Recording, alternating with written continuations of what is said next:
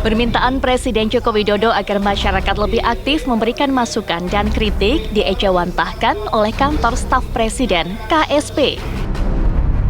Kepala Staf Kepresidenan Muldoko mengatakan jika KSP merupakan rumah terakhir pengaduan masyarakat kepada pemerintah. KSP akan berperan sebagai jembatan aspirasi warga negara dari seluruh lapisan. KSP juga menyatakan akan mendengarkan semua keluhan dan aduan masyarakat yang berkaitan dengan kebijakan pemerintah. Sementara itu, tidak sedikit masyarakat yang telah merasa apatis. Pasalnya, aksi buzzer yang ditengarai dipelihara untuk membuat kegaduhan di media sosial dan menyudutkan pihak yang tidak satu arah dengan pemerintah masih kerap terjadi. Mereka bahkan melakukan aksi perundungan massal secara verbal. Dan tidak sedikit pihak-pihak yang dianggap terlalu vokal diadukan ke pihak kepolisian.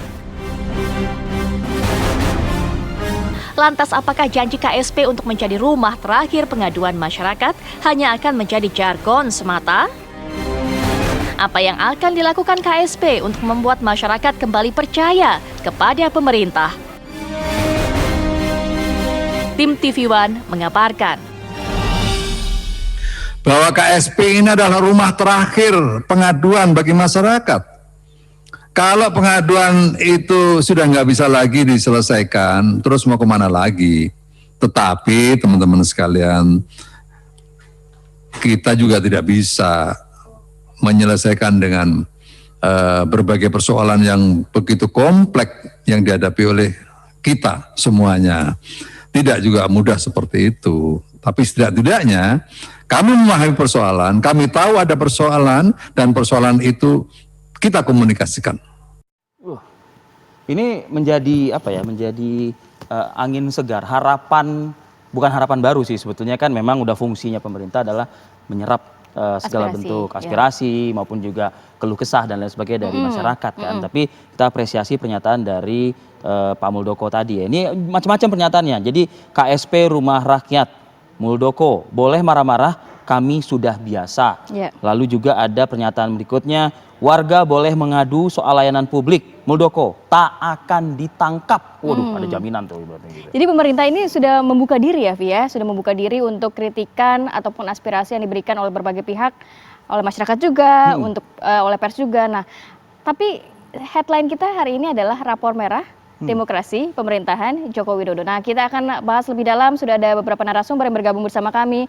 Sudah ada Dhani Amrul Ihdan, tenaga ahli utama kepresidenan. Selamat pagi, Mas Dhani. Pagi, Mas Dhani. Assalamualaikum. Selamat pagi. Waalaikumsalam warahmatullahi wabarakatuh. Baik, kemudian juga ada Usman Hamid, Direktur Eksekutif Amnesty International Indonesia. Selamat pagi. Selamat pagi, Mas Usman. Assalamualaikum. Selamat pagi. Kemudian juga ada Mas Adi Praitno, dosen komunikasi politik UIN Syarif Hidayatullah. Selamat pagi, Mas Adi. Selamat pagi, Mas Adi. Assalamualaikum. Selamat pagi, Ratih, Fadil. Assalamualaikum. Baik, saya mau ke Mas Usman dulu deh, Mas. Ini kalau dari sisi Anda benar rapor merah untuk demokrasi di era Pak Jokowi? Para pengamat Indonesia ya, baik itu sarjana-sarjana yang menulis tentang Indonesia maupun juga lembaga-lembaga indeks demokrasi di dunia. Misalnya kalau untuk para sarjana Indonesia, saya kira Profesor Fedi Hadis sudah sejak 2017 menyatakan bahwa demokrasi Indonesia mengalami kemunduran. Juga disusul oleh banyak sarjana lain, Edward Aspinall, Marcus Messner, Greg Tilly, semuanya menjelaskan kemunduran demokrasi di Indonesia. Nah, lembaga-lembaga indeks demokrasi, misalnya indeks Freedom House, itu juga menunjukkan kemunduran demokrasi di Indonesia, khususnya untuk kebebasan sipil, lebih khusus lagi untuk kebebasan berekspresi atau kebebasan berpendapat. Indeks demokrasi yang terbaru baru diumumkan, Economic Intelligence Unit juga menunjukkan kemunduran demokrasi Indonesia. Bahkan ini bisa dikatakan sebagai skor yang terburuk selama 14 tahun terakhir, terutama untuk kebudayaan politik di Indonesia. Nah, jadi sulit saya kira untuk menyanggah bahwa kemunduran demokrasi di Indonesia tidak mengalami kemunduran. Bahkan Biro Pusat Statistik BPS misalnya, meskipun tahun lalu atau 2 tahun lalu sempat menunjukkan bahwa ada kenaikan sedikit, tetapi pada dasarnya kebebasan sipilnya atau hak politik dalam kasus di Indonesia itu mengalami kemunduran. Jadi saya kira ini harus jadi semacam perhatian bagi semua kalangan, termasuk bagi pemerintah, untuk meningkatkan kembali kualitas demokrasi di Indonesia. Salah satunya adalah meningkatkan kualitas ruang publik atau ruang kewargaan bagi warga masyarakat yang ingin menyatakan pendapat atau ingin menyampaikan kritik, termasuk dalam bentuk ekspresi di dunia media sosial, maupun juga di jalanan dalam arti demonstrasi-demonstrasi yang damai. Demikian. Iya, kalau tadi Mas Usman Hamid menyebut 14 tahun terakhir lah setidaknya, begitu ya Mas Usman ya. Yang agak lebih mencuat gitu, itu di dalam kurun waktu beberapa tahun terakhir, Mas Usman? Misalnya 2019 dan 2020, yang paling mencuat 2019 adalah protes-protes di masa protes pemilu di depan Bawaslu misalnya, itu berbuntut dengan tindakan penggunaan kekuatan yang sangat eksesif dari pihak aparat keamanan, dan termasuk dalam bentuk penyiksaan dan perlakuan buruk terhadap demonstran atau orang-orang yang dituduh sebagai pelaku kericuhan, padahal belum dibuktikan secara hukum.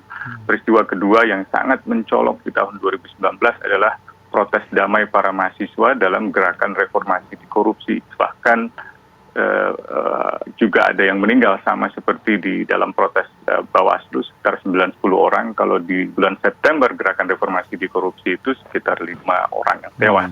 Itu belum termasuk misalnya kriminalisasi atau penangkapan secara sewenang-wenang terhadap sosok-sosok yang sangat kritis seperti Ananda Badudu, seorang musisi sekaligus seorang tokoh anak muda, dan jurnalis yang juga sangat aktif membantu gerakan mahasiswa, termasuk jurnalis film dokumenter Andandi Dwi Laksono yang ketika itu ditangkap dan sangat mencolok. 2020 yang saya kira juga mencolok adalah orang-orang yang kritis terhadap pemerintah dalam penanganan COVID, misalnya Rasio Patra, seorang analis kebijakan publik, masih muda dan dalam menuliskan pikiran-pikirannya sangat elokuen, tetapi ditangkap tanpa ada dasar hukum yang jelas. Bahkan ketika ia dituduh menyebarkan pesan-pesan berantai untuk menyulut kerusuhan, ia melaporkan kepada kepolisian bahwa handphonenya atau WhatsApp-nya itu telah diretas, tetapi peretasan itu justru tidak pernah diungkap, bahkan dirinya tetap ditangkap. Justru malah bahkan dirinya. penangkapannya itu tanpa ada bukti yang jelas selama 36 jam. Baik. Jadi melewati 24 jam yang ditetapkan oleh hukum acara pidana. Belum lagi kasus Pandu Riono dan kasus-kasus lain, termasuk yang terakhir saya kira kritik seorang mantan staf Kementerian ISDM, Said Didu, terhadap Kementerian Agama atau khususnya terhadap Menteri Agama. Jadi saya kira tahun Belum lagi terakhir cuitannya Novel Baswedan mungkin ya. Ah iya, yang terbaru ya. kasus Yang terbaru ya. Novel Baswedan, saya kira proses peradilannya berbau miscarriage of justice, peradilan yang sangat sesat, ditambah dengan sejumlah buzzer pro pemerintah yang menyebarkan isu-isu yang tidak bertanggung jawab, seolah-olah Novel Baswedan adalah seorang Taliban, seorang radikal, seorang yang ingin membangun negara Islam dan seterusnya. Nah, saya kira propaganda-propaganda sesat ini sekarang mulai dimainkan juga oleh orang-orang yang punya latar belakang akademisi. Gitu. Saya sangat prihatin sebenarnya. Tapi ini memang tantangan di era yang terbuka. Totalnya tahun lalu itu ada 132 kasus pelanggaran hak atas kebebasan berekspresi, termasuk represi terhadap aktivis buruh, aktivis mahasiswa, aktivis masyarakat sipil yang memprotes atau menolak Undang-Undang Omnibus di tahun yang lalu. Demikian. Kita mendengarkan dari sisi pemerintah, Mas Dani, dikatakan tadi ada 132 kasus di tahun lalu, bahkan ini 14 tahun terburuk begitu. Cukup masif data yang disebutkan Mas Dani Amrul Ihdan dari Usman Hamid tadi.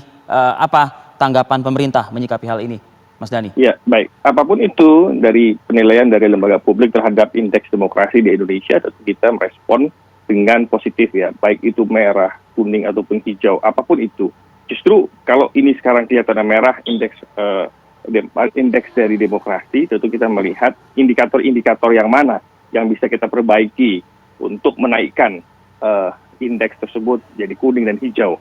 Jadi kita apapun itu, penilaian itu kita respon dengan positif, kita refleksikan lalu kita cari indikator-indikator yang bisa mengupgrade penilaian tersebut dan kita fokus saja kerja untuk mempertahankan budaya demokrasi di Republik ini. Oleh karenanya, peranan kantor staf presiden dalam kerangka implementasi dari Perpres 83 tahun 2019 terhadap program prioritas nasional dan implementasi visi misi presiden ke lapangan, sampai dengan juga pengendalian isu-isu strategis, monitoring dan evaluasi program pemerintah di lapangan dan mengatasi the bottlenecking, kita fokus di sana agar semua visi misi presiden, program strategis pemerintah bisa sampai di lapangan dan mendapatkan feedback dari masyarakat. Jadi intinya adalah apapun itu kita dapatkan feedback dari masyarakat. Nah, KSP, kantor staf presiden, punya program namanya KSP Mendengar, di mana kita mendapatkan informasi banyak dari berbagai elemen masyarakat.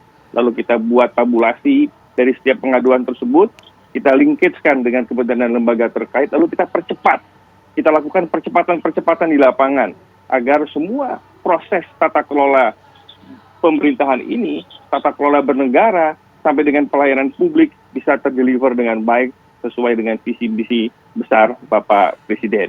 Nah, itu sebetulnya garis besarnya yang ingin kami sampaikan kepada masyarakat. Mas Dhani, termasuk juga mereka yang dari data yang disampaikan oleh Mas Usman tadi yang bersinggungan dengan hukum, Mas Dhani. Padahal kan sebetulnya mereka ini kan memberikan masukan dalam bentuk tulisan atau karya-karya jurnalistik mereka dan lain sebagainya. Tapi justru malah berhadapan dengan hukum, Mas Dhani.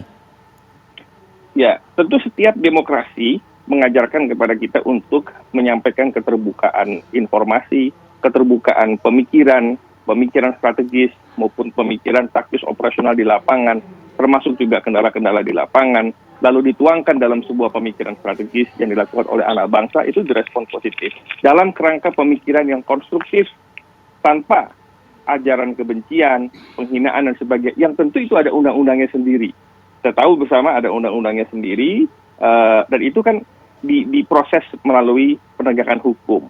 Jadi kita harus pisahkan mana yang disebut dengan kritik konstruktif, dengan solutif, yang mengkritisi segala proses yang ada dalam tata kelola pemerintahan dan kebijakan pemerintahan yang ada, dengan apa yang disebut dengan undang-undang, ujaran-ujaran kebencian dan sebagainya. Itu kan di semua negara juga ada berlaku ya.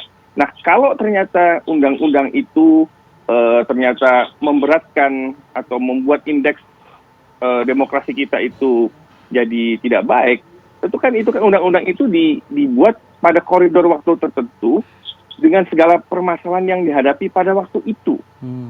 Kan itu sangat dinamis sekali. Dan undang-undang itu kan dibuat oleh pemerintah dan DPR. Bukan hanya pemerintah, tapi juga DPR. Kita juga bisa menginisiasi, DPR juga bisa menginisiasi untuk melakukan revisi kepada pemerintah dan sebaliknya. Jadi itu adalah kolaborasi antar lembaga pemerintahan, baik pemerintah maupun DPR.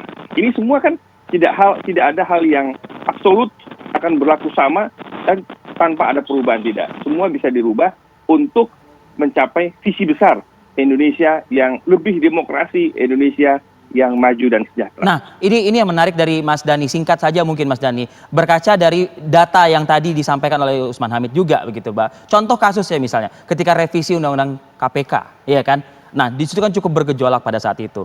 Nah, sebagaimana yang disebut oleh Pak Muldoko, tadi kan menjadi pintu gerbang terakhir gitu, segala bentuk pengaduan ataupun juga masukan dan kritikan begitu ya kan. Apa yang dilakukan oleh KSP pada saat momentum kemarin terjadi, justru malah menelan korban kan jadinya.